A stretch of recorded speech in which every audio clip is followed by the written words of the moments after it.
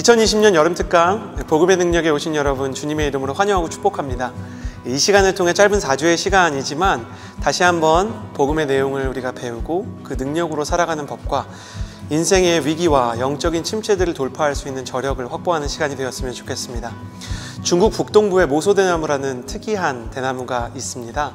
농부들이 이 대나무에 대해 기대를 하고 씨앗을 심었지만 4년이 지나고 5년이 지나도 대나무가 20cm 정도밖에 성장하지 않는 거예요.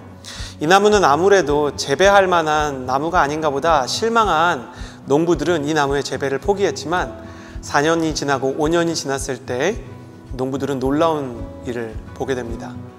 바로 4년, 5년째까지 전혀 자라지 않았던 나무가 하루에 40cm, 50cm씩 성장을 시작했기 때문인데요.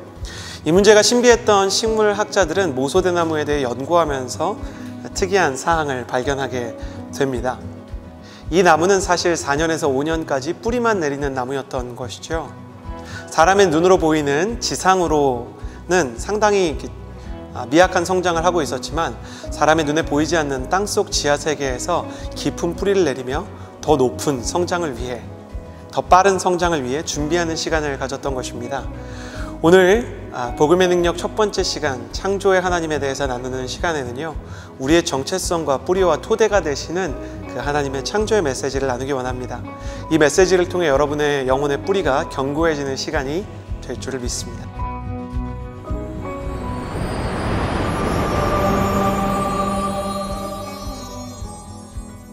우리가 창조를 생각할 때 첫 번째로 생각하게 되는, 하나님의 창조를 생각할 때 처음으로 만나게 되는 메시지는 바로 이것이죠. 태초에 하나님이 천지를 창조하시니라. 창세기 1장 1절입니다. 이 말씀을 가지고 우리가 이것을 생각하기를 바랍니다. 우리의 인생은 우연인가 혹은 필연인가? 창조는 필연을 말하고요, 진화는 우연을 말합니다. 그래서 진화가 이야기하는 우연을 따라가면 모든 것이 결과와 그리고 사랑과 관계와 영적인 생활마저 우연의 결과물이기 때문에 사실 본질적인 의미의 뿌리를 내릴 수 없습니다. 모든 것이 우연이며 우연의 산물이라면 의미와 그 기초가 어디 있겠습니까? 그러나 하나님의 창조 세계에는 질서가 있다고 이야기합니다. 하나님은 목적이 있어서 창조를 하셨고 흑암 가운데 빛을, 혼돈 가운데 질서를 만드셨습니다. 무의미한 세상 속에서 신적인 의미를 찾을 수 있는, 절대적인 가치를 찾을 수 있는 유일한 길은 창조의 하나님을 이해하는 방법뿐입니다. 얼마 전 이세돌과 알파고가 바둑을 두었었죠. 저는 바둑이라는 세계를 잘 알지 못하기 때문에 늘 바둑을 신비의 세계처럼 남겨두곤 합니다.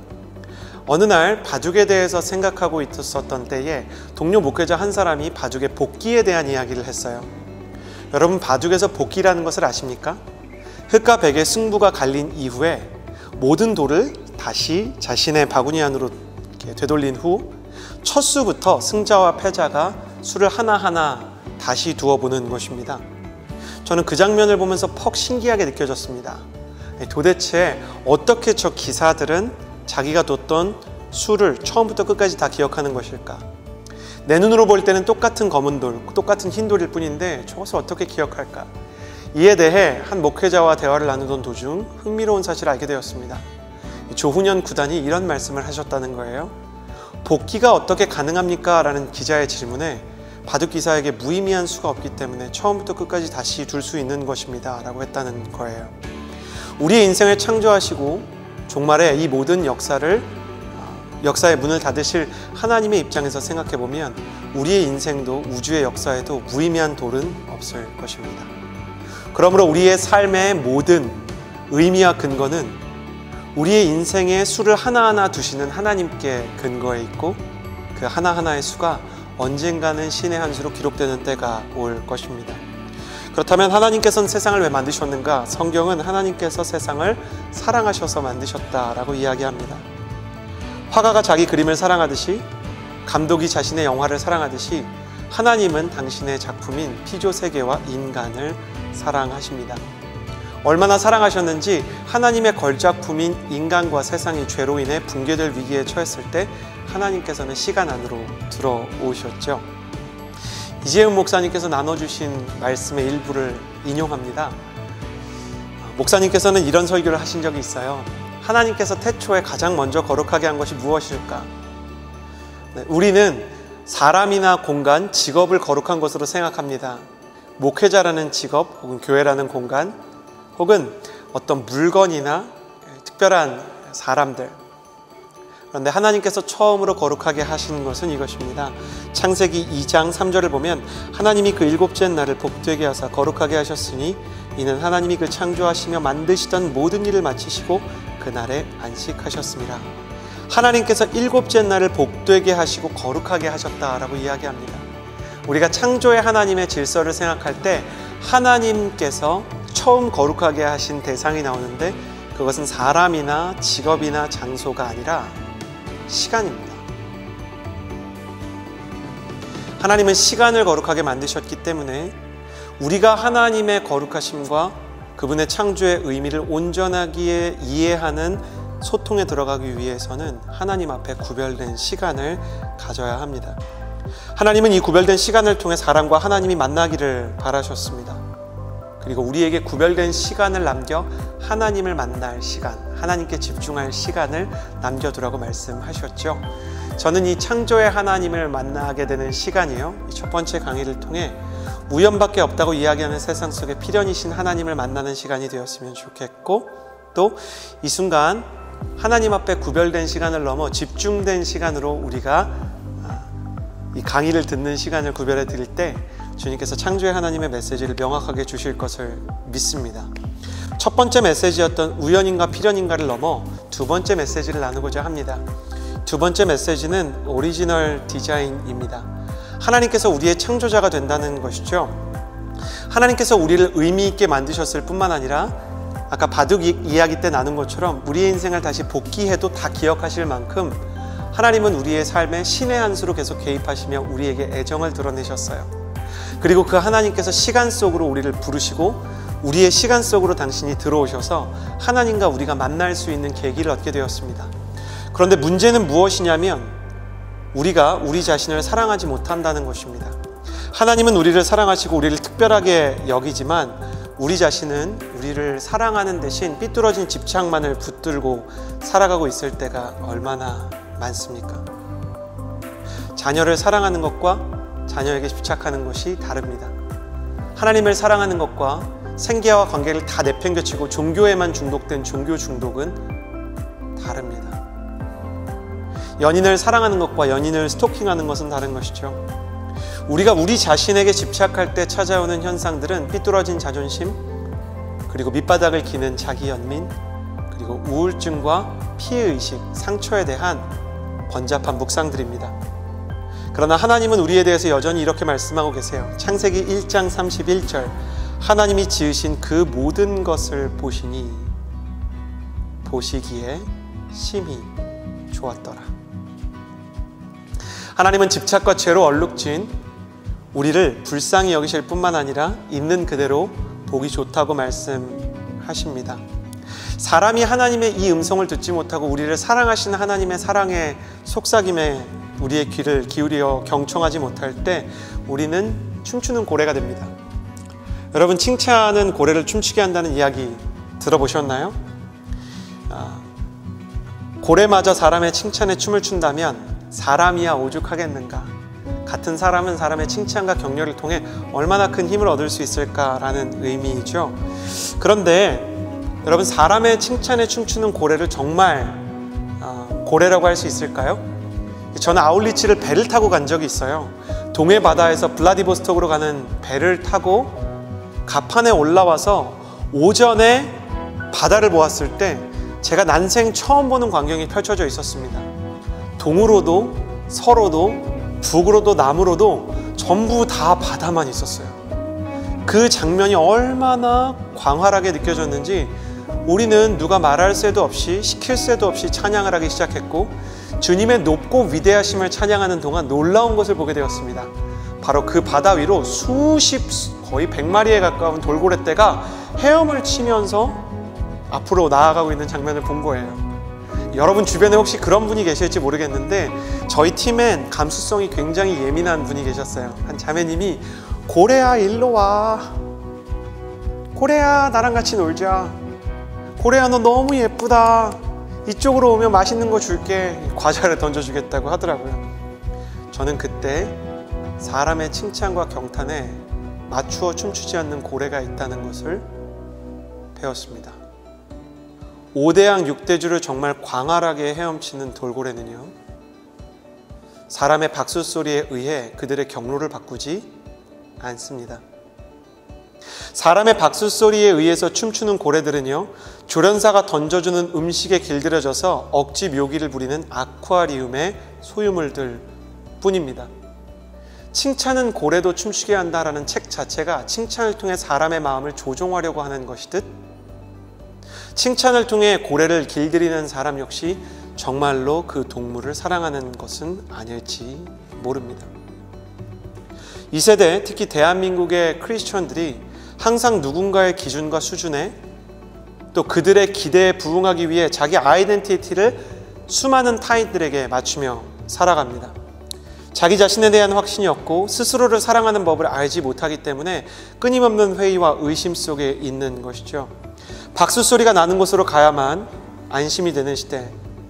그래서 사람들의 박수 소리와 기대에 맞추기 원하면서 한편으로는 극단적인 비교의식과 열등감과 상처가 많은 시대. 그래서 대한민국 개국 이래 그 어느 시대보다 우울증과 공황장애가 많은 시대가 바로 우리입니다. 우리 시대는 우리 마음 안에 너무나 많은 타인들의 거울을 가지고 살아가는 시대일지도 모르겠어요. 타인의 칭찬과 격려가 없어서 내가 깎여 내려가는 타이밍이 되면 나도 남을 깎아 내려야만 안심이 되는 시대. 그래서 아이고 어른이고 할 거 없이 지나치게 밝은 사람들과 긍정적인 사람을 오히려 깎아내리고 생각 없는 사람이라고 치부합니다. 그러나 주님께서 하나님이 지으신 모든 것이 그대로 아름답다고 할 때는 5대양 6대주를 헤엄치는 돌고래처럼 우리의 오리지널 디자인은 원래 광활한 하나님의 세계를, 하나님의 나라를, 하나님의 꿈을, 그리고 신앙의 유산을 위해 존재하는 위대한 존재임을 천명하고 있는 것입니다. 그러므로 사랑하는 성도 여러분, 사람의 칭찬에 너무 붕 뜰 필요도, 사람의 비난에 너무 가라앉을 필요도 없습니다. 당신의 인생의 가치와 당신의 성품에 대한 판단의 기준은 하나님께 있는 것입니다. 오케스트라의 위대한 연주자를 다 모아도 절대음인 오보에에 절대음에 맞춰 조율하지 않으면 그 모든 연주가 어그러질 수밖에 없듯, 하나님께서 기뻐하시고 또 하나님께서 기뻐하시지 않는 일, 하나님께서 지으신 나의 모습과 세상이 강요하는 모습을 구별할 때 우리 자신이 하나님 앞에 정말 우리 자신의 얼굴을 찾을 수 있다는 것입니다. 나는 여러분이 칭찬에 춤추지 않는 고래가 되기를 예수님의 이름으로 축복합니다. 또 주님께서 하나님이 지으신 모든 것을 보실 때 보기 좋았다라는 말을 한번 생각해 보십시오.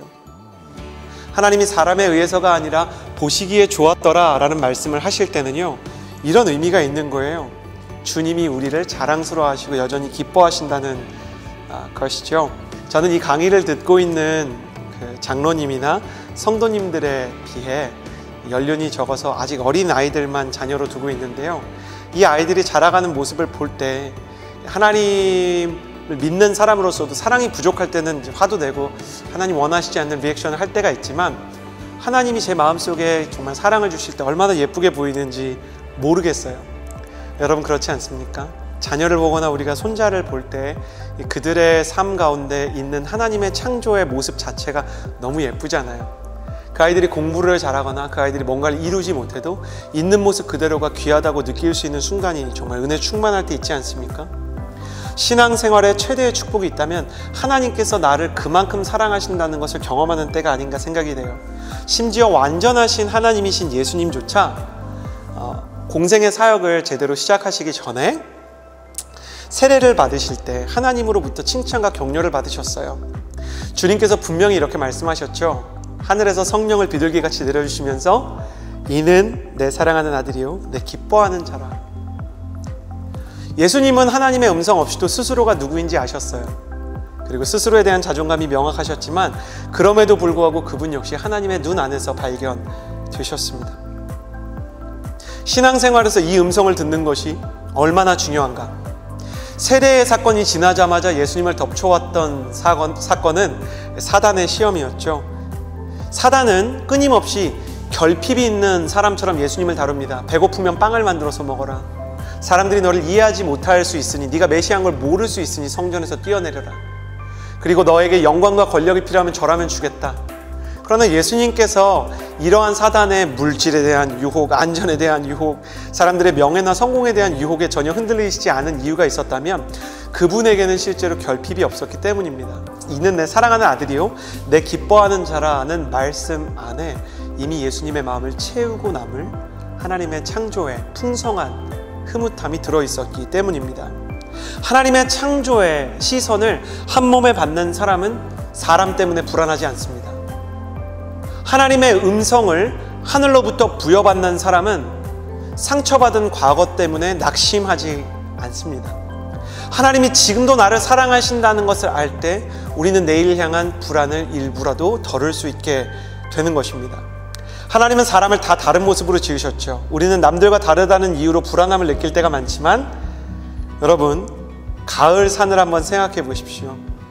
전혀 다른 색으로 각자 서 있는데도 아름다운 단풍을 이루고, 하나님은 우리가 이웃과 조화를 이루며 아름다운 하나님의 창조 세계를 이룰 수 있도록 만드셨습니다.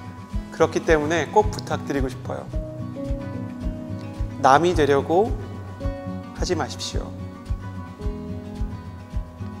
오히려 하나님께서 처음 나를 만드셨던 하나님의 손 안에 있는 오리지널 디자인을 회복하게 해달라고 기도하십시오.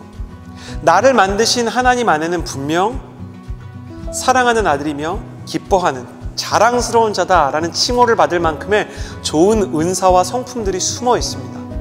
내 인생을 설계하신 하나님의 손 안에 내 인생의 청사진과 설계도가 있는 것입니다. 그러므로 성도 여러분, 스스로를 위해, 아내와 남편, 자녀를 위해 이렇게 기도하십시오. 하나님, 우리가 우리의 오리지널 디자인을 발견하게 해주십시오.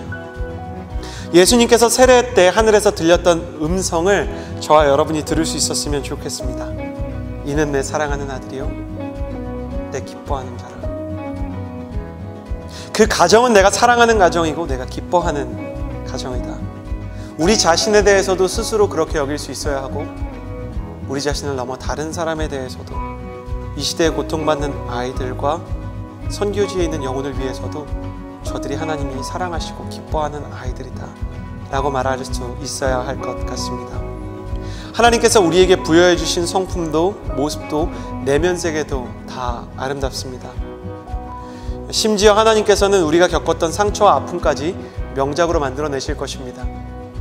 우리는 삶의 여정에서 원치 않게 우리의 인생의 캔버스에 먹물을 엎어버렸지만, 하나님께서는 먹물이 튄 치마를 화폭 삼아 명작을 그려낸 신사임당처럼 우리의 인생을 상처에서 명작으로 새롭게 디자인하실 수 있는 창조의 능력을 가진 분이십니다. 여러분 안에 원래 존재했던 하나님의 창조의 선물들이 드러나게 되기를 주님의 이름으로 축복합니다. 주님께서 이미 우리를 완전하고 아름답게 지으셨다는 사실을 믿을 수 있게 되기를 성령님을 의지해 다시 한번 선포합니다. 우리가 이 오리지널 디자인을 알 수 있는 가장 좋은 방법은 무엇일까요? 창조에 대해 이사야 43장 21절은 이렇게 얘기합니다. 이 백성은 내가 나를 위하여 지었나니 나를 찬송하게 하려 함이니라. 하나님이 말씀으로 세상을 창조하셨듯이 하나님의 형상대로 지어진 사람에게도 언어의 능력을 주셨죠. 이 언어의 능력으로 할 수 있는 가장 큰 능력의 발현과 우리가 이 언어의 능력을 가지고 하나님의 창조와 오리지널 디자인을 회복해가는 길목에서 선택할 수 있는 가장 좋은 옵션은 바로 찬양과 감사를 고백하는 것입니다. 시편 100편에는 이런 말씀이 나와요. 감사함으로 그 문에 들어가며 찬송함으로 그의 궁정에 들어간다. 우리가 하나님을 찬양할 때 하나님은 천국의 문을 열어주시고, 우리가 감사할 때 우리는 하나님의 정원으로 초청을 받게 되는 것이지요. 요한복음 4장 23절은 하나님께서는 지금도 예배하는 자를 찾으시느니라 라고 말씀하십니다. 예배란 은닉해 있는 하나님의 흔적을 발견하는 숨은 그림 찾기가 되는 것이죠. 또 사도 바울은 나의 나된 것은 하나님의 은혜다 라고 말했어요. 고린도전서 15장 10절이죠. 이 고백이 하나님의 은혜를 강조하는 것 같지만 사실 그때까지 돌을 맞고 파선당하고 고난당하고 있었던 사도 바울이 현재 자기의 삶을 보면서 하나님을 향한 감사를 가지고 있지 않았다면 사실 사도 바울은 이런 고백을 할 수 없었을 것이에요. 하나님이 내게 주신 일을 인정한다는 말입니다. 여러분, 내 인생에서 되어진 일이 많습니까? 아니면 내가 해낸 일이 많습니까? 우리가 팔과 다리는 우리 맘대로 움직인다고 하더라도요, 진짜 우리의 생명을 주관하는 두뇌와 심장과 폐는 우리가 굳이 움직이려고 하지 않을 때도 영향을 공급받고 알아서 움직입니다. 은혜와 순종이 이런 게 아닌가 싶어요. 팔다리가 움직이지 않아도 사람은 살 수 있습니다. 순종이 없어도 사람은 살 수 있어요. 그러나 하나님께서 주시는 은혜, 하나님이 유지시켜 주시는, 잠들 때도 움직여 주시는 심장과 폐가 없으면 우리가 살겠습니까? 그러므로 지금도 우리를 향한 하나님의 은혜가 있다고 말할 수 있어요. 지금도 하나님께서 우리의 심장과 폐를 움직여 주시기 때문이죠. 여기까지 나를 인도해 주셨다라는 에베네셀의 하나님을 인정할 때 여호와 이레의 하나님을 만나게 될 것입니다. 지금도 존재하는 은혜를 구하는 것보다 발견하는 것부터 시작하는 하나님의 사람이 되어 발견된 은혜로 하나님께 찬양과 영광을 올려드릴 수 있었으면 좋겠습니다. 하나님의 창조를 찾고 구하는 자, 우리의 오리지널 디자인을 구하는 자에게 하나님은 사랑뿐만 아니라 능력을 주시는데요, 첫 번째 창조의 능력은 창의력입니다. 너는 알지 못하였느냐, 듣지 못하였느냐. 영원하신 하나님 여호와 땅끝까지 창조하신 이는 피곤하지 않으시며 곤비하지 않으시며 명철이 없으시며 피곤한 자에게는 능력을 주시며 무능한 자에게는 힘을 더하시나니 소년이라도 피곤하며 곤비하며 장정이라도 넘어지며 쓰러지되 오직 여호와를 앙망하는 자는 새 힘을 얻으리니 독수리 날개치며 올라감 같을 것이요 다른 박질하여도 곤비하지 아니하겠고 걸어가도 피곤하지 아니하리로다. 이사야가 자신의 인생을 보니까 지칠 때가 있는 거예요. 그래서 비유적으로 이렇게 이야기를 하죠. 소년이라도 피곤하며 곤비하며 장정이라도 또 넘어지며 쓰러지되. 여러분, 선한 일을 하고요, 건강한 사람도요, 선한 일 한다 해서, 어리고 건강하다 해서 안 지치는 게 아닙니다. 피조세계 안에 있는 모든 것은 과학적으로도 에너지가 있는 곳에서 없는 곳으로 이동하고 우주의 모든 것은 종말을 향해 나아가죠. 우주는 필연적으로 영원할 수 없습니다. 그것이 자연의 법칙 아니겠습니까? 그런데 이사야가 그런 식으로 생각해 보니까 사람도 다 죽고 나무도 다 죽고 지구도 죽어가고 유추해 봤을 때 우주도 죽을 것 같아요. 그런데 안 지치고 변하지 않는 분이 있는데 그게 누구? 창조의 하나님이세요. 하나님께서 세상을 창조하신 것도 너무 놀랍지만 그 창조하신 세상을 운영하는 것은 더 놀랍습니다. 어제 오늘 변하지 않고 자연 법칙을 과학자들이 발견할 수 있는 기초는 뭐냐면 우주가 변하지 않는 원리들을 갖고 있기 때문 아니겠습니까? 그 자체가 하나님의 신실함을 보여줍니다. 하나님은 변함이 없으시고 지치지 않으세요. 그 하나님께서 우리를 독수리 날개침같이 힘주시겠다고 얘기해요. 이것이 바로 창조의 첫 번째 능력인 열정입니다. 특별히 성경이 독수리의 하나님의 열정, 창조력의 열정을 비유한 것을 기억하십시오. 중동 지역의 독수리가 하늘로 날아오를 때는요, 견원지간처럼 까마귀들이 그 비행을 이렇게 방해를 해요. 심지어 이 독수리의 등에 올라타기도 합니다. 그런데 독수리가 그것을 어떻게 벗어나느냐? 상공 3000m 위까지 올라가요. 거기는 산소가 희박해서 까마귀들은 아예 숨을 쉴 수 없거든요. 독수리만 향유할 수 있는 상공까지 올라가면 까마귀들은 밑에서 빙빙 돌면서 자기 천적인 독수리의 비행을 질투 어린 시선으로 바라볼 수밖에 없습니다. 하나님을 찾는 사람들이 지친 마음으로 인생의 모든 고된 것을 가지고 주님께 나올 때는 기도도 쉽지 않고 예배도 쉽지 않아요. 그런데 성령께서 주시는 능력으로 독수리 날개침같이 기도가 올라가고 예배가 이렇게 올라가서 영적인 열정이 회복되잖아요. 그럼 사단이 처음에는 예배를 방해하려고 까마귀처럼 근심, 걱정, 그리고 탈진 같은 것으로 우리를 무너뜨리려고 하고 과거의 상처를 끌어내리려고 해도 성령께서 밀어 올려주시면 더 이상 까마귀들이 방해할 수 없는 곳에 우리의 영혼이 기거하게 돼요. 임재를 경험하고 영적인 집중력을 회복하고 상황이 바뀐 게 없는데 영혼이 바뀌어서 그 상황을 감당할 힘을 얻게 되는 것입니다. 저는 성도 여러분에게 창조의 능력 첫 번째 열정이 임하게 되기를 주님의 이름으로 축복합니다. 두 번째는 생명력이에요. 창세기 1장 28절에 생육하고 번성하여 땅에 충만하라는 말씀이 있어요. 생명력이 있는 사람은 땅에 충만하라, 땅을 채우죠. 공허의 땅들이 있고 빈들이 있고 빈 무덤과 같은 사람들이 있습니다. 하나님은 광야도 생명력으로 바꾸실 수 있다는 것을 보여주시려고 이스라엘 백성을 광야로 초청하셨죠. 하나님의 생명을 가진 사람만 있다면 광야도 생명의 땅이 변한다는 것입니다. 축복합니다. 혹시 강의 보면서도 가능하신 분들은 아멘 하시겠어요? 당신이 창조의 하나님을 통해 생명력을 부여받으면 당신의 가정이 광야 같을지라도 생명력 있게 변할 줄을 믿습니다. 당신의 일터가 광야 같아도 생명력 있는 초원으로 변화될 것을 믿습니다. 당신의 자녀들과 그리고 당신이 영향력을 끼쳐야 하는 팔로워들에게도 생명력이 흘러가 광야가 초원처럼 변화될 것을 믿습니다. 우리가 생명력이 있는 사람과 함께 있으면 충전이 되고 생명력이 없는 사람과 함께 있으면 방전이 되잖아요. 저는 여러분이 가는 곳마다 방전된 곳을 충전시키는 하나님의 거대한 발전소와 같은 사람이 되기를 바랍니다. 당신이 세상의 외로움과 공허함을 채우고 세상의 상처를 치유하는 하나님의 사람이 될 것을 믿습니다. 마지막 세 번째 능력은 첫 번째 열정, 두 번째 생명력, 세 번째는 영향력입니다. 창세기 1장 28절 땅을 정복하라 바다의 물고기와 하늘의 새와 땅에 움직이는 모든 생물을 다스리라 하시니라. 사람들은 상서로운 리더십을 가진 사람을 카리스마가 있다고 하죠. 여기서 카리스라는 단어는요, 은혜라는 뜻이고요. 카리스마는 은사, 하나님으로부터 주어진 선물을 의미합니다. 그래서 어떤 사람이 카리스마가 있고 리더십이 있다고 얘기할 때는 그가 divine something, 신적인 무엇인가를 갖고 있다라는 표현이 되는 것이에요. 그럴 수밖에 없죠. 사람이 하나님의 형상으로 창조가 되고 흙밖에 되지 않았던 사람이 하나님의 생기로 영향력을 가지게 되지 않았습니까? 그러니 하나님은 우리를 하나님의 영향력을 대리하는 대사로 세워주신 것입니다. 저는 여러분이 가서 가정에 하나님의 대사가 되기를 바랍니다. 저는 여러분이 가서 학교에서 하나님의 대사가 되기를 바랍니다. 저는 여러분이 직장에서 친구 관계 사이에서 하나님의 대사가 되어 세상을 변화시키길 바랍니다. 특별히 선교지로 나아가기를 원합니다.